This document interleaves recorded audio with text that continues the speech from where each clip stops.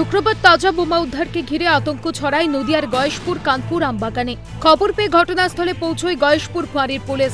বোমা সহ জায়গাটি ঘিরে দেওয়া হয়। বিকেলে ঘটনাস্থলে পৌঁছয় রানাঘাট পুলিশ জেলার ডিআইবির আধিকারিকেরা। রাতভর নজরদারি চালায় অস্থায়ী পুলিশ পিকেট। দীর্ঘ 24 ঘন্টার পর শনিবার সকাল 11টা নাগাদ ঘটনাস্থলে পৌঁছয় সিআইটি বোম স্কোয়াড টিম, দমকল বিভাগ, মেডিকেল টিম। অবশেষে বম নিষ্ক্রিয় করা হয়।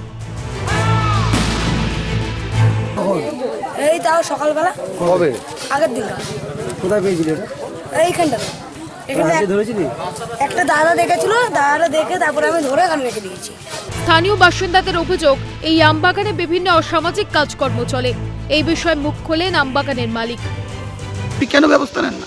যথেষ্ট ব্যবস্থা নিয়েছি আমরা। যতক্ষণ দেখুন বাগানে তো সবসময় থাকা যায় না। আমরা যতক্ষণ থাকি আমাদের চোখে যতক্ষণ পড়ে যতটা জানি। আমার এই বাগানে বেড়া দেওয়া রয়েছে, ঠিক আছে?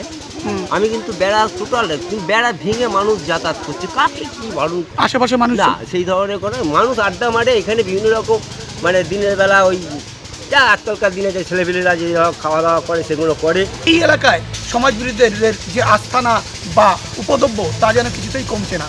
এলাকার মানুষ সব দাবি করছে এই এলাকায় মাঝে মধ্যে উদ্ধার হয় বোমা। রাজ্য যেন বোমা বারুদের উপর উপর দাঁড়িয়ে। বয়স্কদের কানপুর যেন সেই চিত্রই দেখালো মানুষের এমনই অভিযোগ। এখন দেখার মানুষের যে দাবি যে এই বোমা বারুদের উপর উপর যারা দাঁড়িয়ে, অর্থাৎ মানুষ দাঁড়িয়ে, তা কবে মুক্ত হয়। নদিয়া থেকে সুবির দাসের রিপোর্ট, ক্যালকাটা নিউজ।